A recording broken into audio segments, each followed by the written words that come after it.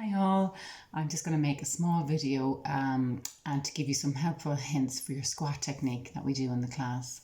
I love the squat. I think it's one of the best exercises. There's so many benefits to it and it gives you great bang for your buck. It strengthens your bottom muscles, your tummy muscles, your quad muscles, your hamstring muscles, and it mobilizes through the ankle and we can engage the shoulders with the squat as well. It's such a functional exercise and it's so important to what we do every day. So when we stand up, we do a squat, a modified squat. When we push ourselves up from the ground to stand up, that's taking elements of the squat. And when we lean forward to pick something off the ground, we engage elements of the squat as well. So hopefully this video will help. It's to give you some little tips for any of the compensations or any challenges you might be finding in the class. So we'll get back onto the mat, and it's the same things we're going to use. We need a chair, a towel, and we'll roll it up a little bit differently, and our bands. Okay. So coming onto the mat, and I'll go through some of the principles just to think about as we go into a squat, and then I'll give you some tips for any compensations you might be noticing. So the first thing we think about is taking the feet about hip width apart. And the feet would be good to be pointing to 12 o'clock. It's a good position to activate all the muscles in a non-stressful position. And that's one of the biggest challenges, is actually keeping the foot in that position. So if you think about 12 o'clock on the clock, you want the two big toes pointing that way.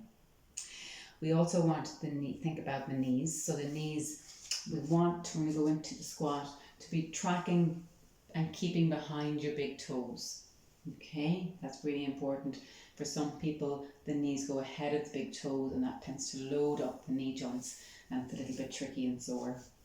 The other thing about the knee position is that we would like and hope to keep it outside the first toe or your big toe.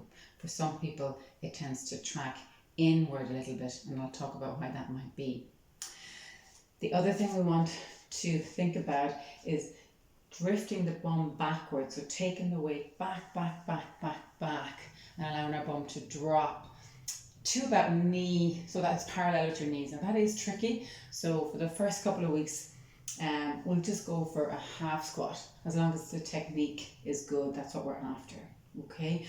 But when we get a little bit better, trying to drift down so that your bum is in line with the knees. The other thing is the trunk position or your back position. So when people go into squats, people tend to overarch the back. So they tend to go into a squat and really arch through the back. So we're trying to look for the back to be in a neutral or in the middle position. So it's soft and straight. The other thing with the back that we see most commonly is that people round into the back and over, so their head is nearly beyond their toes. So that's the weight drifting forward nearly onto your toes. So we want the trunk to be in line but soft. That's really important. The shoulders we talk about all the time, we want them to be dropped down, not pushed down, but just softly rested down rather than up around the ears like that. And the head position, really important. The head is the heaviest part of our body. So when people go into a squat, they tend to extend through their neck.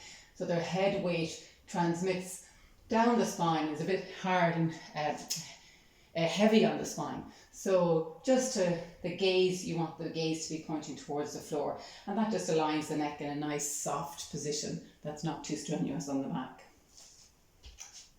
Okay, so we'll go through each of those compensations and see are there ways we can work around them in the class. The first one, the most common one, is that when you get into your squat and we say feet to 12, they will often drift out in you no matter what you try and do. And if you try and get them back in, then the knee falls in.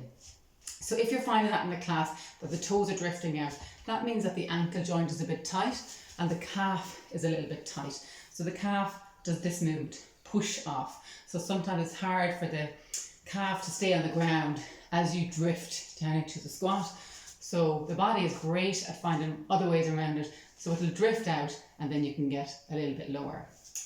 So if you're noticing that, a really helpful tip is if you roll up a towel, so there's a little bit of a height on it, and you place that underneath your heels. So you can make it nice and high.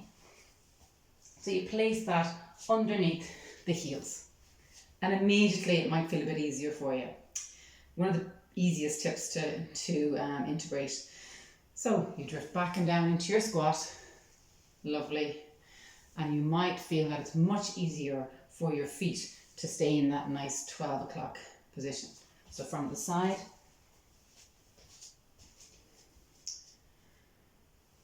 and down we go, and the feet can stay pointing straight ahead. Okay, so that's one little tip to try if you find that is coming into your squat technique. The other thing is the knees tend to fall in. So if the feet can stay at 12 o'clock but your knees are falling inwards, it's really hard to keep them out. That can sometimes mean that the bum muscles are a tiny bit weak, particularly the deep bum muscles that rotate the hips out and the knees will follow. So it's that movement we're looking for.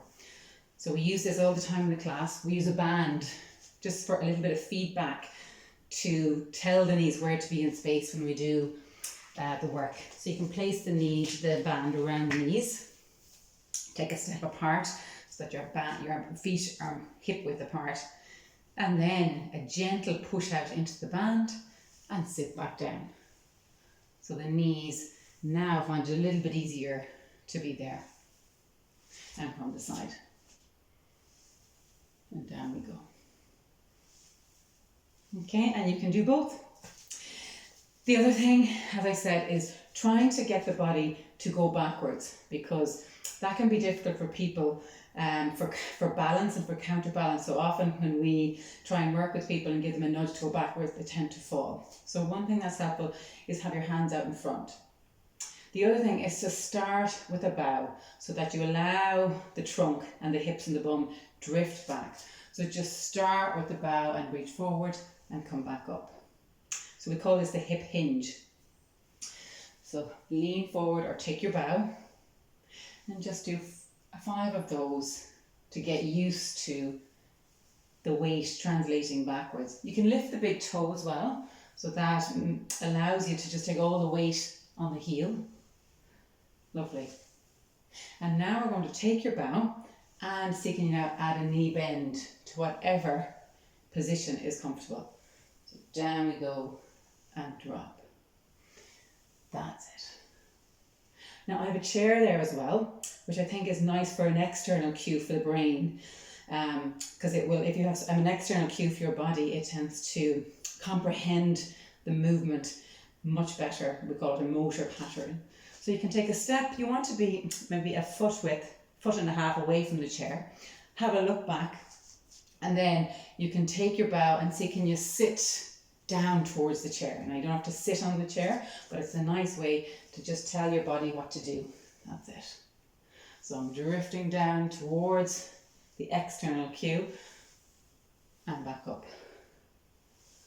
Really good. So you should start to feel a nice workout into the glutes, into the quads, into the hamstrings. And as you do this, you're getting lovely mobility work into the ankle as well. The head position. So as I said before, just simply turning your gaze downward towards the floor rather than lifting your chin up. So we're just going to sit down again and show that, and you could do this just to feel the difference. So sit down and lift your head up to the sky. And you can see that the back of the neck is shortened, and that can be quite heavy on your spine. So just gazing downwards towards the floor so that the head is in line with the tailbone. Don't have to be too strict about it, but just so that you're aware that the gaze is nice to be downward and you might feel the difference in your spine. And back up. There's another thing that tends to happen is that over forward lean, as I said. So people just can't seem to get their bum down and their chest up. It's a little bit tricky, it's hard. So often if you stand back to the wall and place your bum against the wall with your feet about 2 or 3 feet out from the wall, And sit down to wherever is comfortable, and you're leaning away from the wall. Right, you're in that squat position and you're kind of leaning forward over your toes. See, can you keep your bum at that point at the wall and just bring your trunk back towards the wall and lean forward again. So that really works the glutes and the quads. So see, can you just dig into your heels? You can lift the toes again to see if you can manage that, and just sit yourself back up. Quite a hard exercise, so it's probably better to start up higher on the wall first and see, can you just lean forward a little bit and lean back. Good. Lean forward and lean back. And that's a really nice way to start training the body to sit a little bit more up as you drop a bit lower into your squat. Good work. Okay, and the last thing, which is the trickiest, is that the back position. So if you're tending to overarching the body, the chest is lifted and you can feel a deep arch in your back. So we just want to try and tuck the tail under a little bit. Imagine you have a tail and you're just going to round it a little bit. So you straighten out the back so it's not so arched, and reverse that. So that's our archy one.